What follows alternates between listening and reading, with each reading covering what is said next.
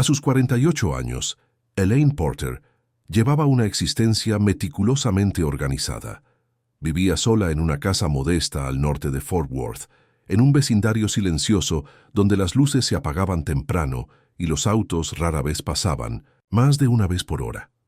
Desde hacía años trabajaba como enfermera en una clínica del condado, donde la conocían por su puntualidad impecable, su trato sereno con los pacientes y una compostura que muchos confundían con frialdad.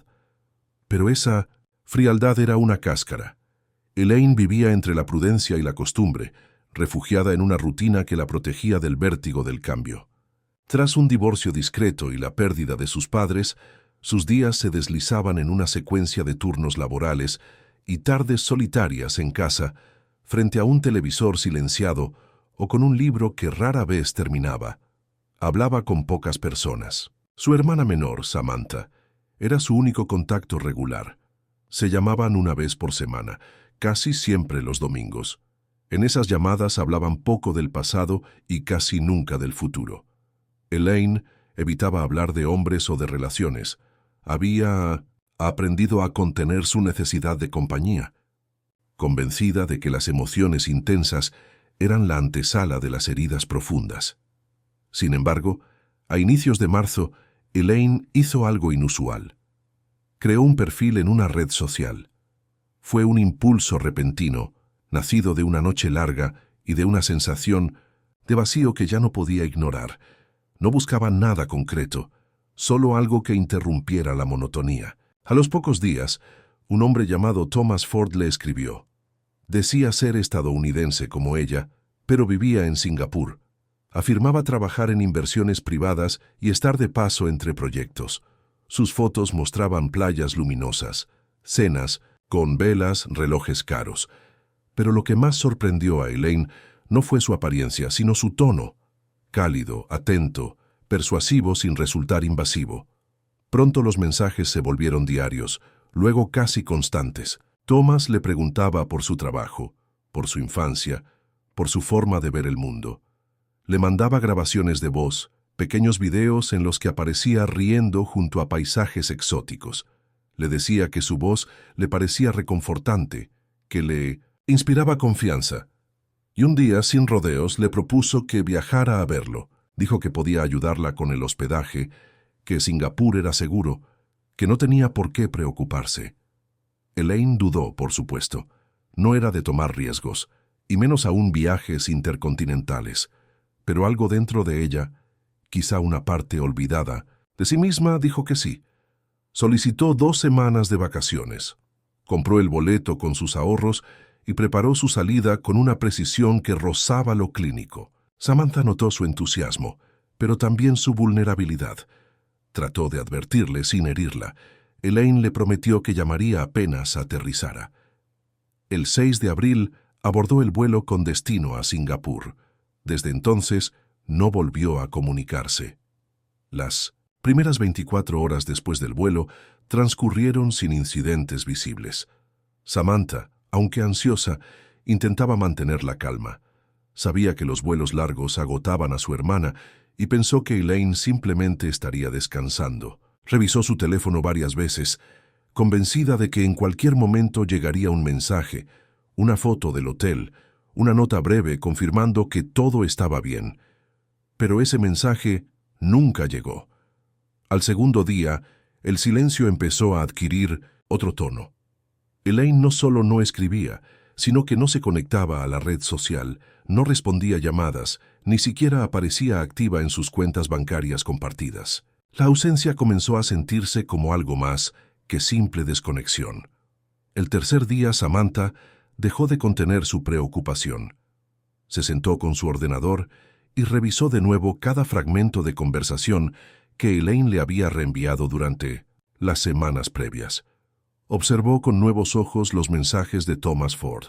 Su estilo meticuloso, sus respuestas calculadamente afectuosas, la rapidez con la que llevó la conversación a un terreno íntimo. Había algo metódico en su forma de comunicarse, una repetición de frases y estructuras que ahora le parecían menos espontáneas y más ensayadas. Decidió entonces buscar ayuda. No confiaba en las autoridades locales para una desaparición que apenas estaba tomando forma. Pensó en John River, un antiguo detective que había trabajado en casos complejos y que se había retirado tras la muerte de su hija en un accidente sin resolver.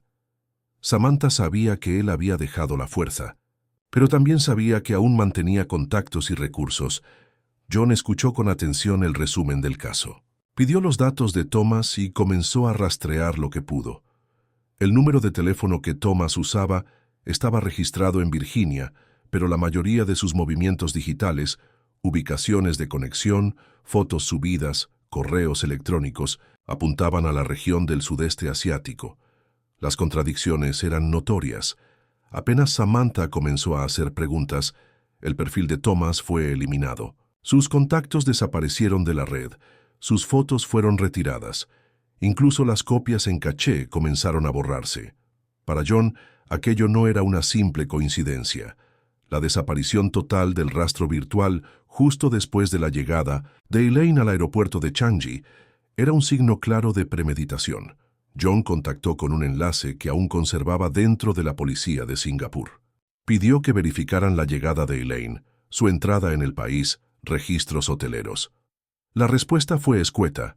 Elaine Porter no figuraba como desaparecida, ni se había registrado ninguna denuncia formal. Según sus registros, nada parecía fuera de lo común. Pero John, por experiencia, sabía que ese tipo de respuestas eran frecuentes cuando las pistas aún eran difusas y los procedimientos internacionales lentos. Si esperaban a tener pruebas tangibles, sería demasiado tarde. La urgencia crecía con cada hora de silencio, y para Samantha, la posibilidad de que su hermana estuviera en peligro dejó de ser una suposición y se convirtió en una certeza callada. Samantha no esperó confirmaciones. Tomó su tarjeta de crédito, reservó un vuelo con la primera escala disponible y tras más de 40 horas entre aeropuertos, conexiones y espera, aterrizó en Singapur. El calor húmedo la envolvió de inmediato, y el contraste con la frialdad institucional del aeropuerto acentuó la sensación de extrañeza. No era un viaje previsto ni deseado. Era un impulso dictado por una ansiedad que no cedía. Se dirigió directamente a la estación de policía más cercana y presentó una denuncia formal por desaparición. Los agentes la atendieron con corrección, pero sin urgencia. Parecían interpretar su preocupación como un malentendido familiar más. Samantha insistió. Mostró capturas de pantalla, grabaciones de voz, correos electrónicos. Exhibió todo lo que Elaine le había enviado durante las semanas previas al viaje. Los oficiales tomaron nota, pero explicaron que las desapariciones de adultos, especialmente extranjeros, requerían criterios específicos para considerarse sospechosas. Ella mencionó el nombre del hotel donde Elaine supuestamente se hospedaría. Se realizó una consulta con la administración del establecimiento. El nombre de Elaine Porter no figuraba en el registro de huéspedes, pero sí el de un tal Christopher Ford, quien había reservado una habitación para 2 personas durante 3 noches, con llegada el 6 de abril. Al revisar las grabaciones de seguridad, los agentes observaron a una mujer de características similares a las de Elaine ingresar al vestíbulo ese día, arrastrando una maleta. Sin embargo, no se registró ninguna salida posterior. La cámara situada en el ascensor mostraba que subió sola al piso 8. Desde ese punto, la información era escasa. Samantha insistió en revisar nuevamente el material. En la madrugada, del 7 de abril alrededor de las 3 de la mañana, las cámaras captaron a 2 hombres con capuchas oscuras ingresar al hotel y dirigirse al mismo piso. Uno de ellos utilizó una tarjeta para abrir la puerta.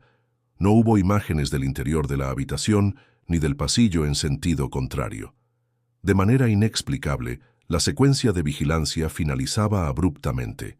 El personal técnico atribuyó el fallo a un corte eléctrico en el sistema de grabación, aunque no constaba ningún reporte oficial de avería esa noche. John River, desde Texas, recibió una copia del video a través de una plataforma cifrada. Estudió cuadro por cuadro, centrando la atención en la postura, el calzado, los movimientos. Tras realizar varias comparaciones con imágenes obtenidas de bases de datos de seguridad privada, logró identificar parcialmente a uno de los hombres. Coincidía con un individuo relacionado años atrás con una clínica clandestina en Malasia. Aunque los registros eran antiguos, había suficientes puntos en común: la estatura, la estructura ósea del rostro, el patrón de caminata. Mientras tanto, Samantha comprendía que la clave no estaba solo en las autoridades. Si quería respuestas reales, debía actuar con la misma determinación que la había llevado hasta allí. Mientras Samantha intentaba romper el muro burocrático en Singapur, John intensificaba su trabajo desde Texas, utilizando accesos a bases de datos privadas, redes de reconocimiento facial y servicios de rastreo con algoritmos comerciales. Los fragmentos del video, aunque limitados, ofrecían detalles suficientes para construir hipótesis. Uno de los hombres que aparecían junto al supuesto Christopher Ford coincidía con una ficha registrada en Tailandia hacía 3 años, en 1990. El contexto de una investigación por secuestro de extranjeras. El nombre utilizado entonces era Jonathan Drew, pero el documento de identidad resultó ser falso. En las imágenes de aquel caso, el individuo llevaba gafas similares y su expresión, con una sonrisa apenas perceptible y sin emoción, era idéntica. Esa coincidencia no probaba culpabilidad, pero orientaba claramente la línea de búsqueda. Mientras tanto, Samantha recibió un dato inesperado. Al verificar con su compañía telefónica el estado del número de Elaine, descubrió que la línea no estaba desconectada, sino en roaming. El teléfono emitía señales esporádicas desde una zona industrial al oeste de la ciudad, no lejos del puerto. Lo transmitió a la policía, esperando que fuera suficiente para iniciar una búsqueda más activa. Pero la respuesta fue la misma. La información no bastaba para autorizar un operativo. Fue entonces cuando decidió actuar por su cuenta. Pidió ayuda a un taxista que había conocido en el hotel. Juntos recorrieron el distrito, deteniéndose en calles estrechas bordeadas por edificios desgastados y almacenes abandonados. En una intersección poco transitada, Samantha distinguió un furgón blanco, con las mismas características del vehículo que aparecía en una secuencia breve del video del hotel. El modelo, el color y los faros coincidían.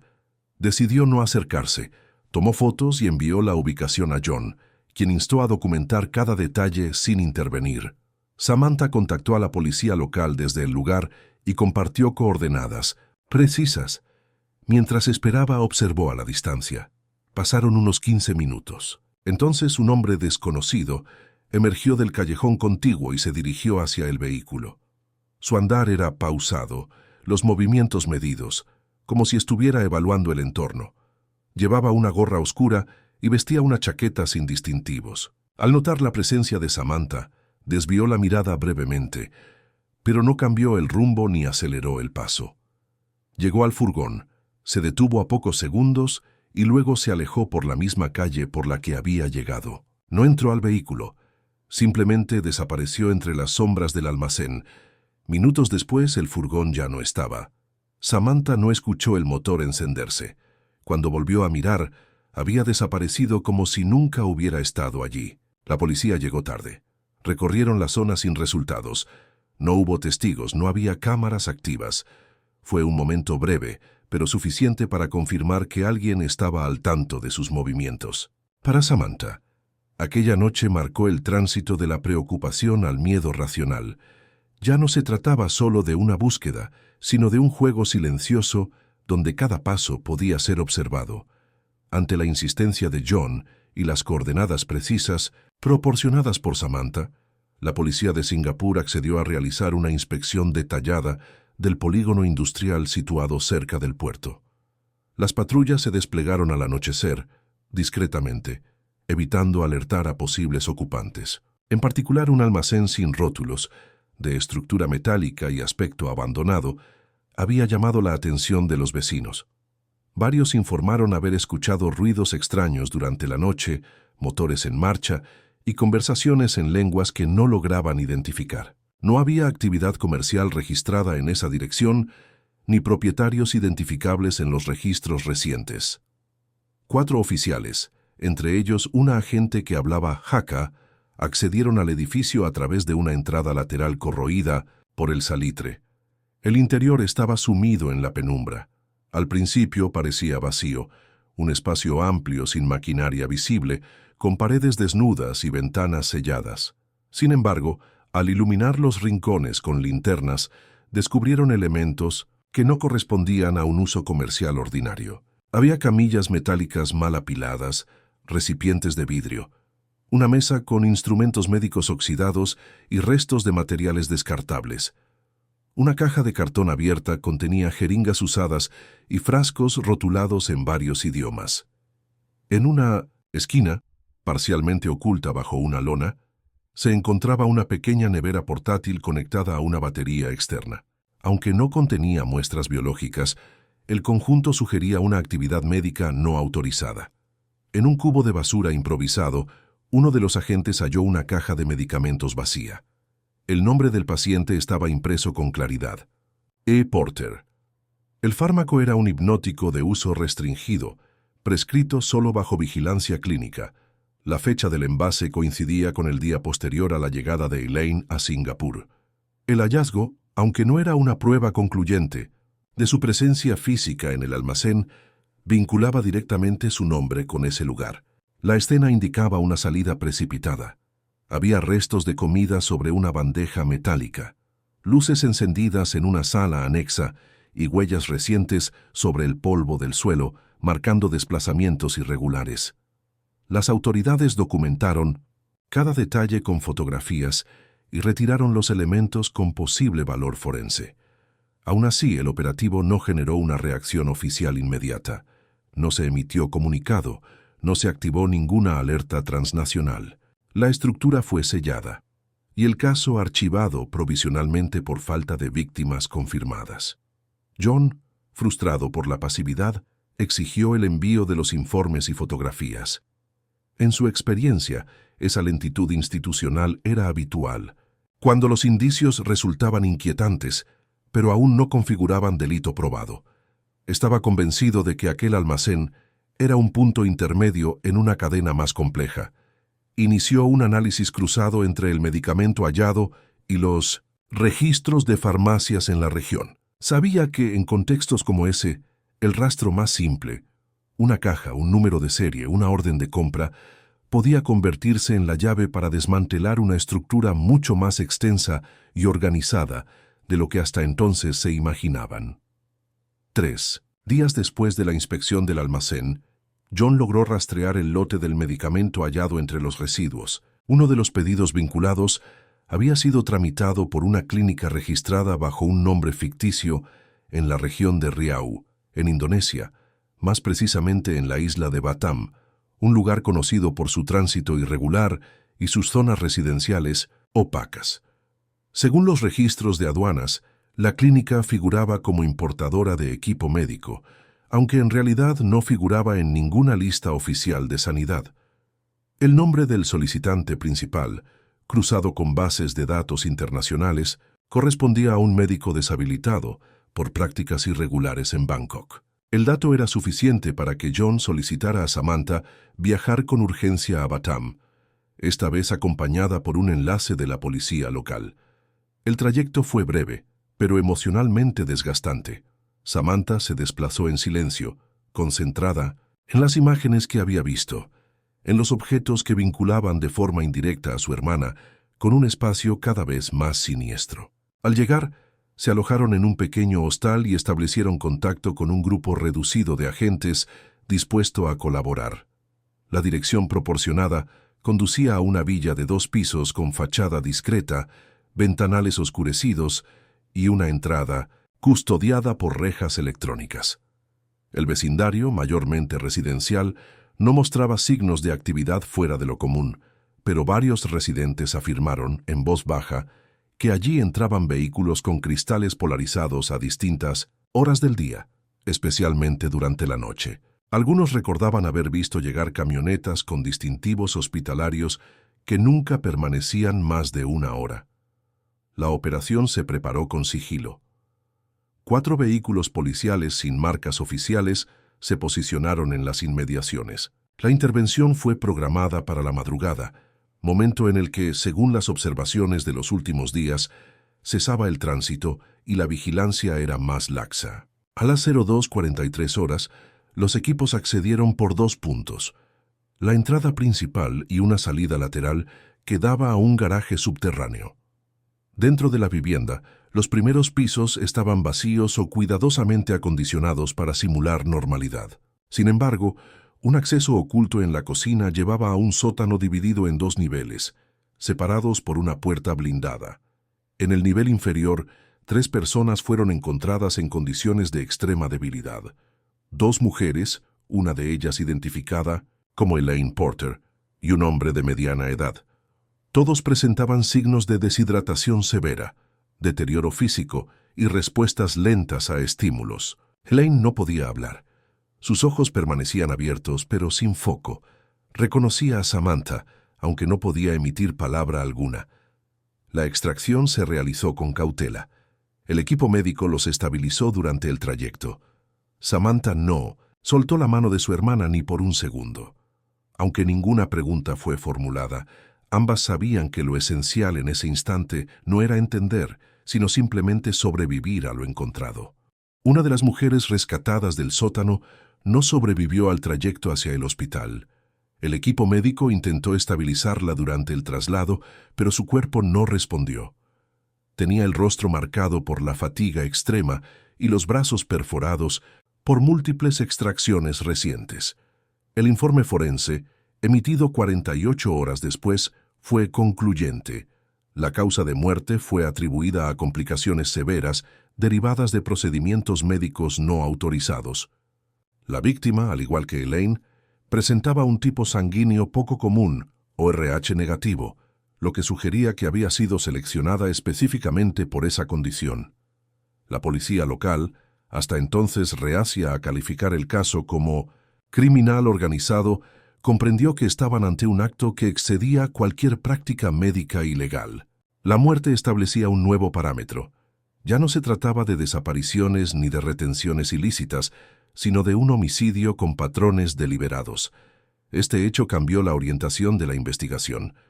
La policía reabrió las pesquisas con una nueva tipificación y coordinó directamente con organismos internacionales.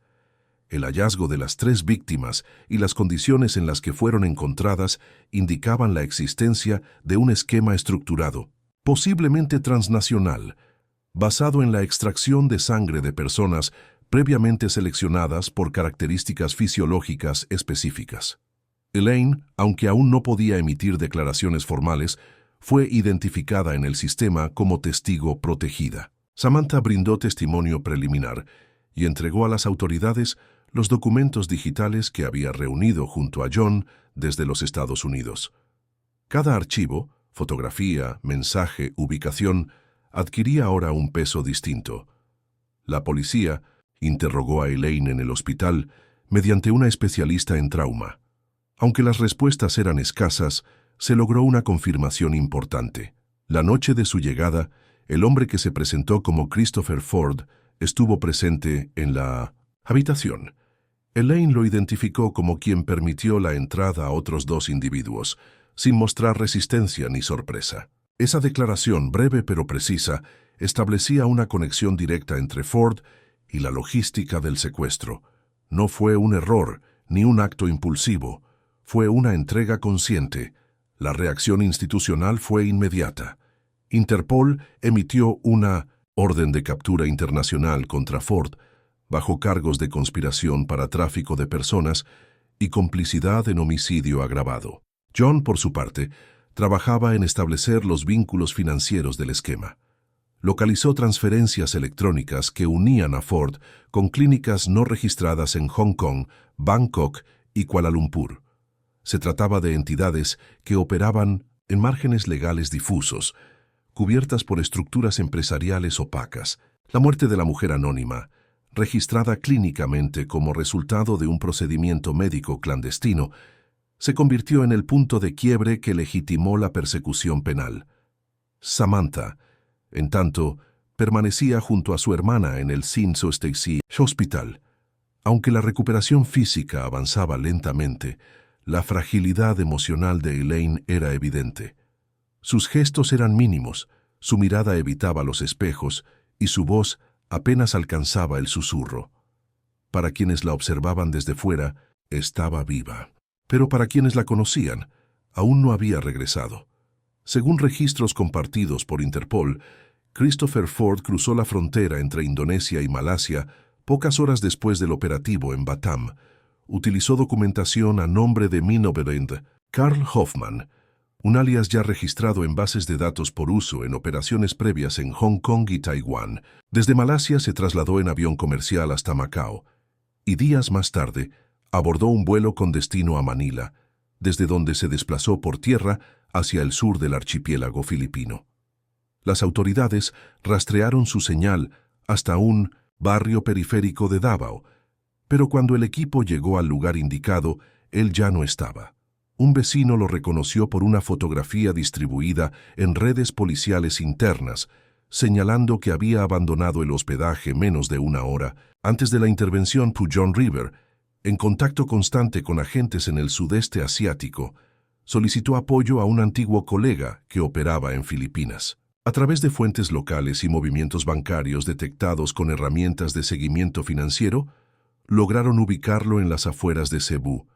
Se hospedaba en un complejo turístico modesto, usando un pasaporte falso bajo el nombre de Leonard Weiss. No había signos de seguridad personal, pero los registros indicaban que cambiaba de lugar cada 2 o 3 días, manteniéndose siempre dentro del mismo radio de movimiento. La captura fue coordinada entre las fuerzas locales y observadores internacionales. A las 6:50 de la mañana del 20 de abril, un grupo de agentes irrumpió en el hotel. Ford intentó escapar por una escalera lateral que conducía a la azotea. Uno de los oficiales lo siguió sin dar tiempo a reacción. En el espacio reducido de la escalera de emergencia se produjo un forcejeo. Durante el intento de captura, Ford ofreció resistencia y se produjo un forcejeo que terminó con su fallecimiento en el lugar. En su mochila, las autoridades encontraron un ordenador portátil protegido por un software de encriptación avanzada. Junto a él, una memoria USB oculta entre documentos de viaje y tarjetas SIM. El contenido inicial fue verificado de forma preliminar.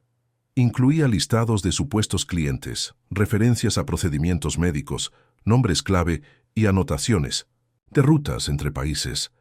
También aparecían códigos vinculados a depósitos refrigerados en instalaciones industriales de varios países, lo que sugería la existencia de una red de almacenamiento vinculada al tráfico de componentes biológicos. La noticia del fallecimiento de Ford fue comunicada a las autoridades de Singapur, Malasia y Estados Unidos. La Fiscalía Filipina abrió una investigación interna para validar el uso proporcional de la fuerza, pero los indicios de resistencia activa y la evidencia recuperada legitimaron el operativo. Para Samantha, que recibió la noticia desde el hospital, la muerte de Ford no representó un alivio. Solo confirmaba que las piezas que faltaban no podrían ser explicadas por él. A partir de ese momento, la reconstrucción del caso dependería solo de los datos que dejó atrás. El análisis detallado del contenido de la memoria USB hallada en posesión de Ford reveló una estructura operativa mucho más extensa de lo que se había estimado. El dispositivo contenía archivos codificados, respaldos de correos electrónicos y hojas de cálculo con metadatos financieros. Especialistas en delitos transnacionales accedieron al sistema tras romper la encriptación. Allí encontraron listados con descripciones clínicas, tipos de sangre, peso, edad y localización geográfica de mujeres clasificadas por potencial de extracción y nivel de riesgo. Elaine Porter aparecía en una base de datos médica clasificada por tipo sanguíneo y características clínicas, utilizada con fines no autorizados. Esa categorización, carente de toda referencia a dignidad o individualidad, evidenciaba el carácter sistemático del crimen. Los archivos incluían además rutas de transporte entre clínicas clandestinas en al menos 6 países: Tailandia, Vietnam, Indonesia, Malasia, Camboya y Singapur. Cada centro estaba vinculado a intermediarios médicos y estructuras legales diseñadas para simular centros de bienestar o investigación. Los documentos apuntaban a una rotación constante de víctimas, mantenidas durante periodos breves, para luego ser descartadas. Algunos nombres aparecían repetidos con anotaciones como retirada, agotamiento o no viable. Los patrones coincidían con registros de desapariciones de mujeres en esos países, muchas de ellas extranjeras, mayores de 30 años, sin familia directa o contacto frecuente con redes sociales. El descubrimiento más inquietante fue un conjunto de correos intercambiados entre Ford y al menos 3 contactos en Hong Kong, quienes coordinaban los pagos y las solicitudes de suministro. Los términos utilizados evitaban cualquier lenguaje explícito, pero el contexto dejaba poco margen a la interpretación. Había menciones a contenedores refrigerados, números de lote y procedencias autorizadas. Los montos superaban los $100,000 por envíos, y los registros contables mostraban transferencias entre cuentas en paraísos fiscales. Las autoridades cruzaron los datos con organismos de control sanitario y hallaron coincidencias con entidades registradas como bancos de sangre alternativos o cooperativas biológicas, sin supervisión médica real. John compartió la información con el FBI, que abrió una investigación federal por tráfico humano con fines biomédicos. Las pruebas permitieron identificar nombres clave en los niveles superiores de la red, muchos de los cuales tenían antecedentes vinculados a empresas farmacéuticas y biotecnológicas de fachada. La magnitud del esquema obligó a emitir alertas en 5 países e iniciar procedimientos de cooperación judicial internacional. Samantha, al leer las anotaciones sobre su hermana, sintió que el daño era más profundo de lo que podía entender. Elaine había sido convertida en un número, despojada de historia, de contexto, de rostro. El hallazgo de esa clasificación clínica provocó en ella una ruptura silenciosa. Ya no era solo una víctima rescatada, era parte visible de un sistema diseñado para operar en las sombras, aprovechando el aislamiento, la edad y el olvido. Desde ese punto, la investigación dejó de ser una persecución individual y se convirtió en una lucha contra una lógica estructural de explotación. La publicación de los hallazgos extraídos de la memoria USB provocó una oleada de denuncias en diferentes países. En Estados Unidos, Australia y Reino Unido, personas que anteriormente habían reportado desapariciones de mujeres adultas comenzaron a relacionar los casos con las descripciones encontradas en los archivos filtrados. La prensa internacional retomó la historia de Elaine Porter como ejemplo emblemático de una red invisible, cuya operación se sostenía por el silencio de las víctimas y la dispersión geográfica de los hechos. El caso dejó de ser un episodio aislado y pasó a considerarse una manifestación de una industria sumergida, sostenida por intermediarios legales y beneficiarios económicos con acceso a tecnología médica. En Vietnam, una operación conjunta entre autoridades locales e Interpol permitió el descubrimiento de una instalación médica sin licencia en la periferia de Da Nang. En el momento del allanamiento, se encontraron 3 mujeres en estado crítico, conectadas a dispositivos rudimentarios y con signos evidentes de extracción reciente. No había personal clínico, solo 2 asistentes, que al ser interrogados confesaron no saber el propósito real de los procedimientos.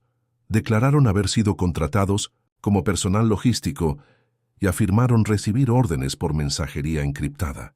Uno de ellos reconoció a Ford en una de las fotografías presentadas, identificándolo como el coordinador extranjero que visitaba el lugar cada 2 semanas. La estructura del centro recordaba a la villa de Batam, habitaciones adaptadas, como áreas de retención, equipos de refrigeración, paredes insonorizadas y materiales médicos de bajo coste. Todo estaba diseñado para operar con eficiencia durante un tiempo breve y desaparecer sin dejar rastro. Esta coincidencia en los patrones fortaleció la hipótesis de una red diseñada con principios industriales: localizar, capturar, explotar, evacuar. Cada elemento, desde la selección de víctimas hasta la gestión financiera, respondía a una lógica funcional, sin margen para vínculos emocionales ni errores de improvisación.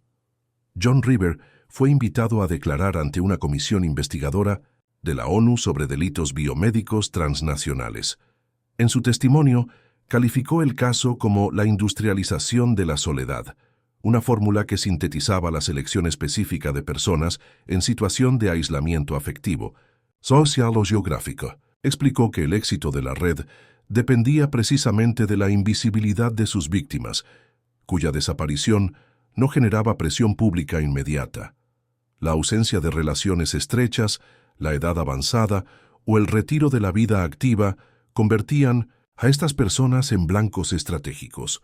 Gracias a los testimonios de Elaine y Samantha, así como al acceso a la documentación extraída, se inició el desmantelamiento sistemático de los nodos de la red. Se emitieron órdenes de detención contra médicos, técnicos y facilitadores legales. Varias clínicas fueron clausuradas y sus directivos imputados. Pero incluso con estos avances, el costo humano seguía siendo irreversible.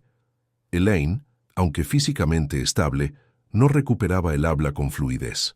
Samantha, pese a acompañarla, en cada paso, percibía que el regreso a la vida anterior era imposible. La red había sido expuesta, pero las huellas internas persistían.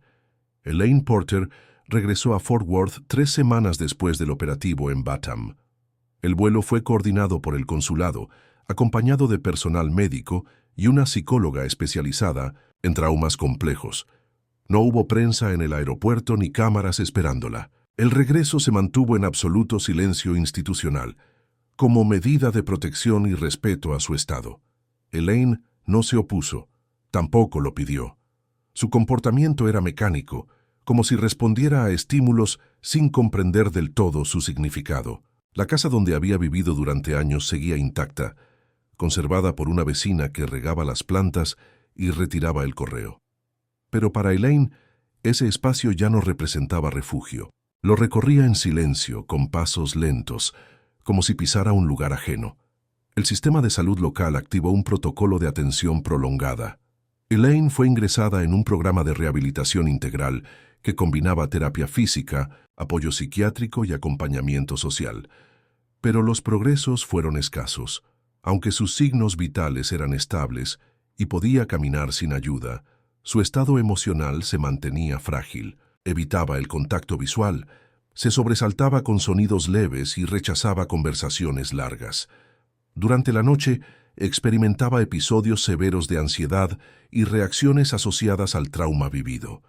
En varias ocasiones fue encontrada sentada en el suelo del baño, abrazando sus piernas, con la mirada fija en un punto invisible.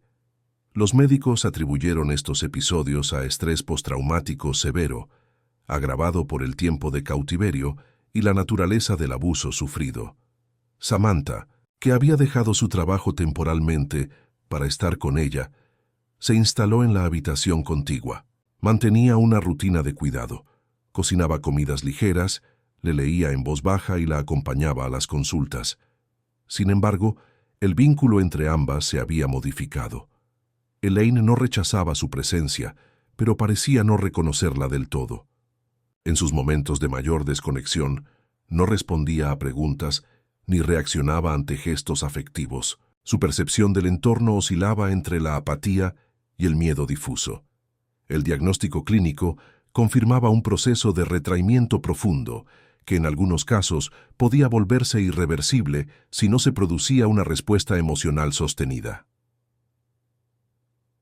A medida que avanzaban las semanas, Elaine redujo su ingesta de alimentos. Comenzó a rechazar platos completos, luego recortó porciones y, finalmente, pasó días sin comer nada sólido.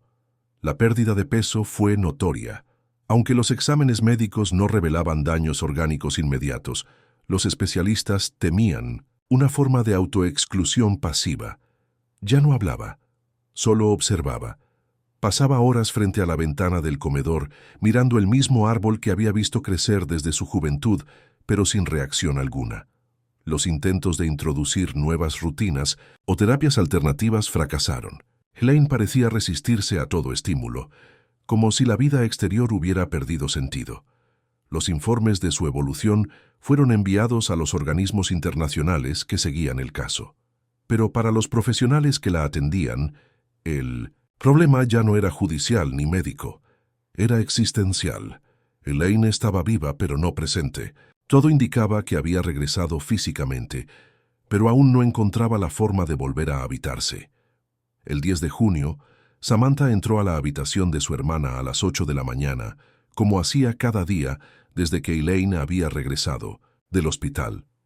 Encontró las persianas abiertas, la luz tenue filtrándose entre los pliegues y un silencio que no correspondía con la hora. Elaine fue encontrada sin signos vitales en su habitación, junto a indicios que sugerían una sobredosis involuntaria de medicación controlada. Encima de la mesa, cuidadosamente doblada, una hoja de papel contenía una única frase escrita, a mano: «Ya no estoy dentro de mí». El personal de emergencia confirmó la muerte por sobredosis farmacológica. No hubo signos de lucha, ni llamadas, ni resistencia. El procedimiento fue limpio, deliberado, sin margen de error. Los informes médicos posteriores establecieron que el nivel de los medicamentos ingeridos superaba por mucho la dosis letal. El fallecimiento fue registrado como una muerte bajo circunstancias sensibles, sin signos de intervención externa. No había cartas dirigidas a la familia, ni registros de despedida digital. Todo indicaba que Elaine había tomado su decisión con una calma dolorosa, alejada de impulsos repentinos o estallidos emocionales. El entierro tuvo lugar 3 días después, en el cementerio local de Tarrant County. Asistieron apenas una decena de personas. Samantha, algunos colegas del hospital donde Elaine había trabajado durante años, 2 representantes del FBI y una delegada de Interpol enviada por cortesía institucional. No hubo discurso, ni música, ni cobertura mediática. El ataúd fue depositado en una tumba sencilla, sin epitafio elaborado, solo una inscripción neutra: Elaine Porter, 1975-2025. La tierra fue cubierta en silencio. Ninguno de los presentes sabía cómo poner en 1960 palabras lo que había ocurrido. Tras la ceremonia, Samantha se retiró sin hablar con nadie. Había cumplido cada paso del proceso legal, sanitario y familiar, pero en su interior persistía una sensación de derrota que ninguna institución podía corregir. Durante semanas, había sostenido la idea de que el rescate era un final, que la exposición de la red, la muerte de Ford, la publicación de los archivos y la apertura de investigaciones eran suficientes para restaurar el equilibrio. Pero Elaine no había sido rescatada de sí misma. Su cuerpo había vuelto, pero su conciencia había permanecido atrapada en un lugar al que nadie podía acceder. La historia fue incorporada a un informe especial del Alto Comisionado de las Naciones Unidas sobre tráfico humano y crimen biomédico. Se convirtió en un caso de estudio, citado en foros internacionales, usado como evidencia de la necesidad de marcos regulatorios más estrictos. Pero para Samantha, todo eso resultaba irrelevante. Había acompañado a su hermana hasta el final, pero no había podido devolverle el deseo de existir. Comprendió entonces que el silencio que sigue a la tormenta no siempre es paz. A veces es simplemente la confirmación de que ya no queda nadie para escuchar. Queridos amigos, esta es una historia ficticia, creada con fines artísticos. Sin embargo, los hechos que aquí se narran bien podrían suceder en la vida real, pues están basados en emociones humanas profundas y, a veces, destructivas. Los celos, la pasión, el resentimiento. Este relato muestra cómo un solo paso en falso puede llevar a la tragedia. No justificamos ni respaldamos el comportamiento de los personajes.